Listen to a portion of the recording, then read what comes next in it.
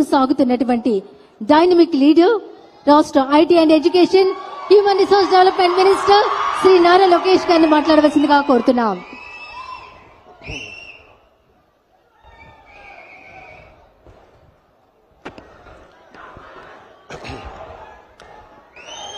వేదికపైనున్న గౌరవ ముఖ్యమంత్రి నారా చంద్రబాబు నాయుడు గారికి, గౌరవ ఉప ముఖ్యమంత్రి పవన్ అన్నకి,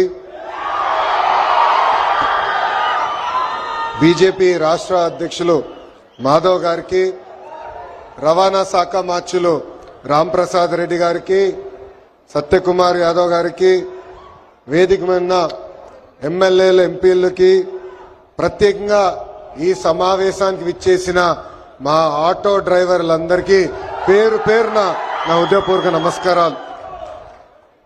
ఇంట్లో ఎన్ని ఇబ్బందులున్నా ఎవరైనా ఆటో ఎక్కితే నవ్వుతూ పలకరిస్తారు మా ఆటో డ్రైవర్లు. గ్రామ స్థాయి నుంచి దేశ రాజకీయాలంతా కూడా ఆటో డ్రైవర్లే ఆటోలో చర్చిస్తారు. పోయిన 5 సంవత్సరాలు చూసాం. మీ మౌత్ పబ్లిసిటీ దెబ్బకి వైనాట్ 175 కాస్త వైనాట్ 11 అయినాయి. విశ్వవిఖ్యాత నట సార్వభౌమ స్వర్గశ్రీ నందమూరి తారక రామారావు గారు కూడా డ్రైవర్ గా నటించిన సినిమా డ్రైవర్ రాముడు. మీ అందరి బాలయ్య నా ఒక్కడికే ముద్దల మావయ్య అయినా బాలయ్య బాబు గారు డ్రైవర్ గా నటించిన సినిమా లారీ డ్రైవర్. అంతేకాదు పవన్ అన్న కూడా నటించారు, డ్రైవర్ గా నటించారు. ఆ సినిమా పేరేంటి ఇంపడట్లా, అత్తారింటికి దారేది. ఆనాడు అన్న ఎన్టీఆర్ కాకి డ్రెస్ వేసుకుని రాష్ట్రం మొత్తం చైతన్య రథం పైన వెళ్తే ఢిల్లీ మొత్తం గడగడలాడించిన వ్యక్తి. చంద్రబాబు నాయుడు గారికి ఆటో డ్రైవర్ల సమస్యలు బాగా తెలుసు. కేబినెట్ మీటింగ్ లో ఏనాడు ఎప్పుడైతే మేము చర్చిస్తామో మా ఆటో డ్రైవర్లకి మేము అండగా నిలబడతామని పదే పదే చెప్తారు. అందుకే ఆటో డ్రైవర్ల సేవ పేరుతో ఈ రోజు ఈ పథకం మన ప్రజా ప్రభుత్వం రూపొందించింది. నేను ఎప్పుడూ తిరుగుతున్నప్పుడు ఆటో వెనకాల ఉన్నా మీరు ఏదైతే రాస్తారో చదువుతూ ఉంటా. ఒక కొటేషన్ నాకు బాగా నచ్చింది. ఆ కొటేషన్ ఏంటంటే, వర్షం ఎలా పడుతుందని పిల్లలు అడిగినప్పుడు దేవుడు కురిపిస్తున్నారని చెప్పొద్దు, మనం ఒక్క మొక్క నాటితే ఒక్క నీటి బట్టు వర్షం ద్వారా వస్తుందని ఒక ఆటో డ్రైవర్ పెట్టుకున్నారు. అంటే ప్రకృతి పట్ల మనకున్న బాధ్యత ఆ ఆటో డ్రైవర్ ఈరోజు సమాజానికి నేర్పిస్తున్నారు. ఇంకొక ఆటో డ్రైవర్ కొటేషన్ చూసా, అందరూ బాగుండాలి దాంట్లో నేను కూడా బాగుండాలని చెప్పారు.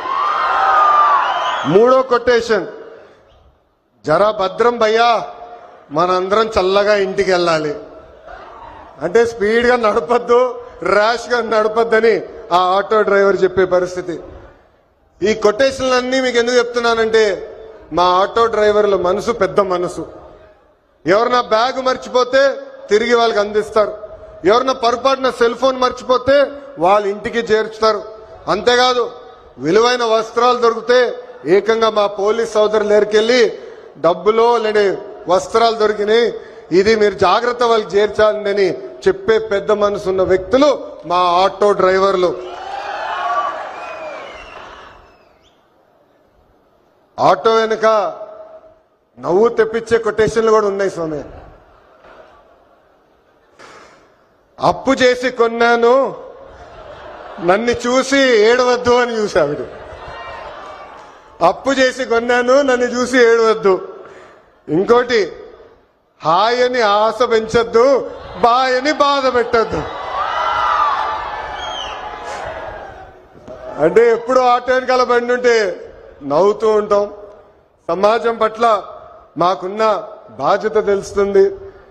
ఎన్ని సమస్యలున్నా ఎన్ని ఇబ్బందులున్నా నవ్వుతూ ఆదరిస్తారు మా ఆటో డ్రైవర్లు. అందుకే యువగలం పాదయాత్రలో ఆటో డ్రైవర్లతో ప్రత్యేకంగా నేను సమావేశం ఏర్పాటు చేసుకున్నా. వాళ్ళు ఎదుర్కొంటున్న సమస్యలు నేను తెలుసుకున్నా. ఆనాడు ఆటో డ్రైవర్ నాకు చెప్పింది ఒకటి, కుడి చేతిలో 10,000 పెడతారు, ఎడం చేతిలో 20,000 రూపాయలు లాగేస్తారని. అరే ఎట్లా లాగుతున్నారా భయ్ అని అడిగా. గ్రీన్ ట్యాక్స్ పెంచారు, 20,000 రూపాయలు చేసి బాదుతున్నారన్నారు. అదేవిధంగా రోడ్ల పైన ఉన్న గుంటలు పూడ్చట్లేదు, 5 సంవత్సరాలు ఎవరు పట్టించుకోలేదు.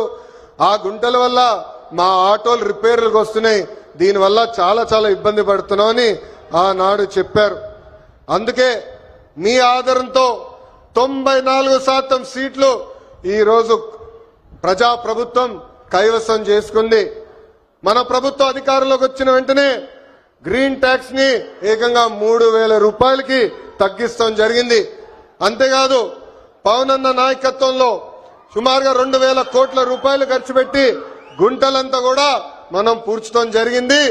ఈ రోజు ఎక్కడ లేని విధంగా కొత్త రోడ్లు కూడా మన ప్రభుత్వం వేస్తున్నాం. అంతేకాకుండా ఆటో స్టాండ్లు ఏర్పాటు చేయాలి, మీకు అక్కడ తాగునీరు అందజేయాలి. ప్రత్యేకంగా మహిళలు ఆటోలు తోలుతున్నప్పుడు వాళ్ళకి కావాల్సిన టాయిలెట్లు కూడా అక్కడ ఏర్పాటు చేయాలి. ఎలక్ట్రిక్ ఆటోలు మీకు అందిస్తమే కాదు, ఛార్జింగ్ పాయింట్ కూడా ఏర్పాటు చేయాలని ఆనాడు మాకు చెప్తాం జరిగింది. ఇది చేసే బాధ్యత కూటమి ప్రభుత్వం తీసుకుంటుందని ఈ సభాముఖ ప్రజలందరికీ నేను తెలియజేస్తున్నాం. నేను యువగలం పాదయాత్ర చేసినప్పుడు మహిళల్ని కించపరిచే విధంగా ఆనాడు రోజా గారు మాట్లాడారు. మా తెలుగు మహిళ చీరలు గాజులు ఆమెకి ఇచ్చేదానికి వెళ్ళినప్పుడు వెళ్ళిన ఆటోని ఆనాటి పోలీస్ సోదరులు సీజ్ చేశారు. ఆ ఆటో డ్రైవర్ పేరే హమీద్ బాషా. పాపం ఈ ఆటో పైన ఆయనే కాదు, ఆయన కుటుంబంలో ఉన్న 5గురు ఆధారపడి ఉంటారు. అతను నా దగ్గరికి వచ్చి, అన్నా నేను ఇబ్బంది పడుతున్నా, నన్ను ఆదుకో అంటే గౌరవ ముఖ్యమంత్రి శ్రీ నారా చంద్రబాబు నాయుడు గారు ఆనాడు నేను ఫోన్ చేసి ఒక ఆటో ఇవ్వాలనుకుంటే ఒకటి కాదు, ఏం అవసరం ఉన్నా ఆ కుటుంబాన్ని ఆదుకో, ఇది మన బాధ్యత అని చెప్పిన వ్యక్తి చంద్రబాబు నాయుడు గారు. సామాన్యుడి కారు ఆటో, వర్షం వస్తే ఇంటికి తీసుకెళ్లేది మా ఆటో డ్రైవర్లు. ఏకంగా చిన్న పిల్లల్ని సేఫ్ గా స్కూల్కి తీసుకెళ్లి తిరిగి తీసుకొచ్చేది మా ఆటో డ్రైవర్లు. అనారోగ్యంతో ఎవరన్నా బాధపడితే అంబులెన్స్ లాగా మారి ఆసుపత్రులు కూడా తీసుకెళ్లేది మా ఆటో డ్రైవర్లు. పనికి కానీ ఆఫీస్కి వెళ్లాలన్నా, ట్రైన్ ఎక్కాలన్నా, బస్ ఎక్కాలన్నా ఫీడర్ వెహికలే మన ఆటో. మీరు ఆటో తోలి ప్రజలకి మెరుగైన సేవ చేస్తున్నారు కనుకనే మీ రుణం తీర్చుకునేదానికి ప్రజా ప్రభుత్వం ఈరోజు ఆటో డ్రైవర్ల సేవలు అన్న పథకాన్ని మేము రూపొందిస్తాం జరిగింది. కార్మికులు డ్రైవర్లు తమ వాహనాలు పూజలు చేసుకుంటారు దసరా పండగప్పుడు. దసరా పండగ అయిన కరెక్ట్ గా 3 రోజుల్లోనే ఈ రోజు ఆటో డ్రైవర్ల అకౌంట్ లో 15,000 రూపాయలు ప్రజా ప్రభుత్వం అందజేయబోతుంది. సుమారుగా 3 లక్షల మంది డ్రైవర్లకి ఈ కార్యక్రమం వర్తిస్తుంది. అందుకే నేను ఇక్కడున్నా మిమ్మల్ని అందరిని ఒకటే కోరుతున్నా, మన వృత్తిలో డబ్బులు ఖర్చు పెట్టాలి, మెరుగైన సర్వీస్ అందజేయాలి. అప్పుడే మనకు కూడా అద్భుతమైన మార్కెట్ వస్తుంది. ఆవకాయ పట్టాలన్నా, అంతరిక్షానికి వెళ్లాలన్నా, ఆటో అద్భుతంగా తోలాలన్నా మా మహిళలే చేయగలుగుతారు. నేను ఇక్కడికి వచ్చినప్పుడు ఏకంగా స్వర్ణలత గారు నన్ను నడిపారు. ఆమె ఇంట్లో పడుతున్న కష్టాలు నేను నేరుగా తెలుసుకునేదానికి అద్భుతమైన అవకాశం వచ్చింది. ఇక్కడ ఉన్న మగవాళ్ళ కన్నా మా అక్కనే అద్భుతంగా నడిపింది. ఈరోజు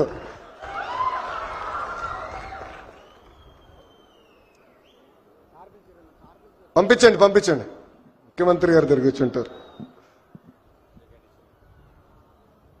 స్వర్ణలత గారు ఆటో తోలుతూ కుటుంబం మొత్తం పోషిస్తున్నారు. ఇంట్లో ఆమె భర్త కూడా అద్భుతంగా సహకరిస్తున్నారు. ఇద్దరు కలిసికట్టుగా పనిచేసి ఈ రోజు ఆ కుటుంబాన్ని ముందలు తీసుకెళ్తున్నారు. తల్లి నాకు చెప్పింది, తల్లికి వందనం అందింది, ఉచితంగా గ్యాస్ సిలిండర్లు ఏదైతే దీపం పథకం కింద ఇస్తున్నామో అది కూడా అందింది. అంతేకాదు ఇంట్లో ఉన్న పెద్దమ్మ అత్తగారి కూడా ప్రజా ప్రభుత్వం ఈ రోజు పెన్షన్ కూడా ఇస్తాం జరుగుతుంది. అందుకే ఈ సభాముఖంగా ఇక్కడ ఉన్న మగవాళ్ళందరూ నేను కోరుతున్నా, ప్రత్యేకంగా ఆటో డ్రైవర్లను కూడా కోరుతున్నా, మహిళల్ని మనం గౌరవించాలి. తెలుగు వాడక భాషల్లో మహిళల్ని కించపరిచే విధంగా కొన్ని పదాలు వాడతాం. గాజులు తొడుక్కున్నావా, చీర కట్టుకున్నావా, అమ్మాయిలాగా ఏడవద్దని. దీనికి ఫుల్ స్టాప్ పెట్టాలి. ఇది మనం వాడకూడదు. ఈరోజు ఆంధ్ర రాష్ట్రంలో ప్రతి ఆటో డ్రైవర్ నేను కోరుతున్నా, ప్రజల్లో చైతన్యం తీసుకొచ్చే శక్తి మీలో ఉంది. మీరు ఏదైతే ఒక్క విషయం తలుచుకుంటే అది సాధించే శక్తి మీలో ఉంది. అందుకే మహిళల్ని గౌరవించాలనేది పదే పదే ఎవరైతే మీ ఆటో ఎక్కుతారో వాళ్ళకి తెలియజేయాలని ఈ సభాముఖంగా మిమ్మల్ని అందరినీ నేను కోరుకుంటూ, మా పైన ఒక పవిత్రమైన బాధ్యత మీరు పెట్టారు. గత పాలకులు మీటింగ్ జరిగితే మీరందరూ చూసేవారు, పరదాలు కట్టేవారు, బ్యారికేడ్లు పెట్టేవారు. కానీ ఈరోజు గౌరవ ముఖ్యమంత్రి గారు కానివ్వండి, ఉప ముఖ్యమంత్రి గారు కానివ్వండి, ఒక సామాన్య వ్యక్తిగా మీ ముందల నుంచుంటున్నారు. మీ రుణం తీర్చుకుంటామే మా లక్ష్యం. అహర్నిశలు కష్టపడతాం.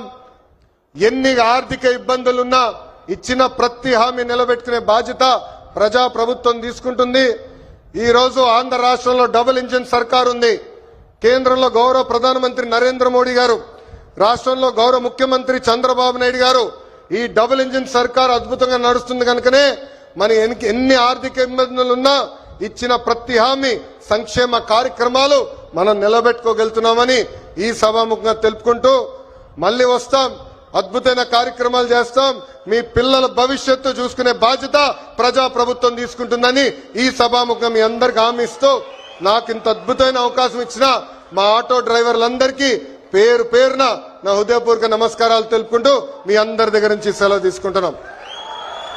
చంద్రబాబు నాయుడు గారి నాయకత్వం, చంద్రబాబు నాయుడు గారి నాయకత్వం, పవన్ అన్న నాయకత్వం, పవన్ అన్న నాయకత్వం, మోడీ గారి నాయకత్వం, మోడీ గారి నాయకత్వం. జై హింద్, జై హింద్, వందే వందే. అందరికీ నమస్కారం. ధన్యవాదాలు సార్. ఏది తనంతటా తానే నీ తరికి రాదు, శోధించి సాధించాలి. అది ధీరగుణం, సాధారణ వ్యక్తిత్వం కల అసాధారణ వ్యక్తి